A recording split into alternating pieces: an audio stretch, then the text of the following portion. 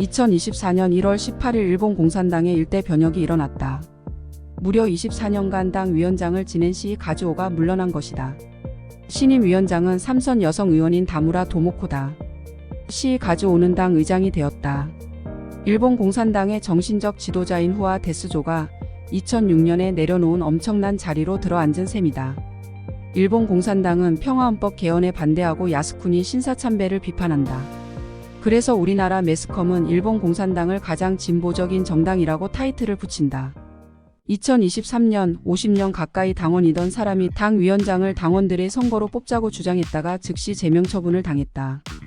당 대표는 중앙위원회에서 선출해야 가장 민주적이고 합리적이라는 이유에서였다. 일본 공산당에서 민주집중제의 반기를 들면 반당 분자가 된다. 민주집중제란 당내 파벌과 분파를 금지하고 사회주의 혁명을 수행하기 위한 철의 규율이다. 토론 과정에선 사상투쟁을 허용해도 일단 사안이 결정되면 이견을 용납하지 않는다.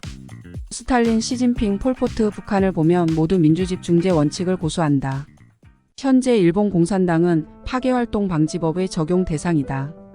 파괴활동방지법이란 폭력주의적 파괴활동을 한 단체를 규제하는 법률이다.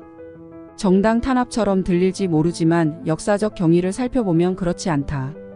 일본 공산당은 1922년 일본의 체제를 뒤엎고 혁명을 일으킨다는 목표로 창당되었다. 치안유지법으로 탄압을 받던 일본 공산당은 미국의 GHQ가 들어오자 해방군이라고 부르며 환호했다. GHQ 아래에서 선거로 의석을 차지하면 평화적인 혁명이 가능하다고 믿었다. 하지만 소련과 중국 공산당은 무력투쟁 노선만이 옳다고 주장하며 일본 공산당을 강하게 비판했다.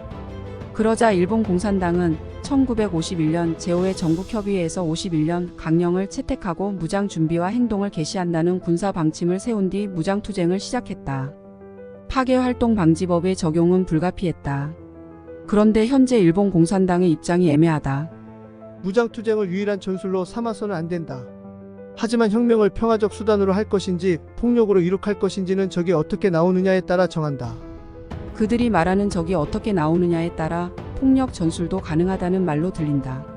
지금까지 일본 공산당은 제5회 전국협의회 강령을 포기한다고 공식 천명한 적이 없다. 일본 공산당의 최고 지도자인 후아 데스조는 제5회 전국협의회를 책임 있는 역사적 행동이었다며 긍정적으로 평가했다. 그는 이렇게 말했다. 폭력혁명 유일로는 국민의 힘을 무시한 패배주의지만 평화혁명이 유일한 수단이라는 평화혁명 필연론도 미국과 일본에 지배받고 있는 현재 상태에서는 노동자와 인민의 경계심을 잃게 만드는 기회주의적 낙관론이다. 자칫 해방투쟁을 그르치게 할 수 있다.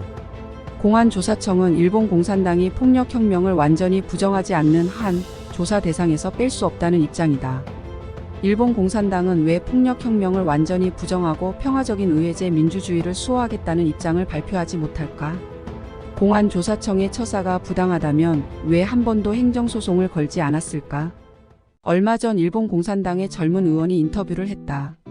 사유재산제를 철폐하지 않는 공산주의, 아무도 가보지 않은 공산주의, 역사상 형태가 없던 나라를 세우겠다는 포부를 밝혔다. 공산주의가 사유재산제를 인정하지 않는다는 사실을 그는 모르는 것일까? 일본 공산당이 꿈꾸는 세상에 대해 일본 국민은 어떤 선택을 내렸을까? 일본 공산당은 해마다 선거에서 의석을 줄여가고 있다.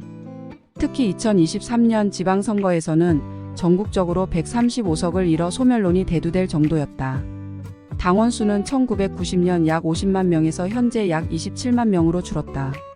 일본 공산당의 기관지 붉은 깃발의 발행 부수는 1980년 약 350만 부에서 현재 약 100만으로 감소했다. 이것이 가장 진보적인 정당의 말로다.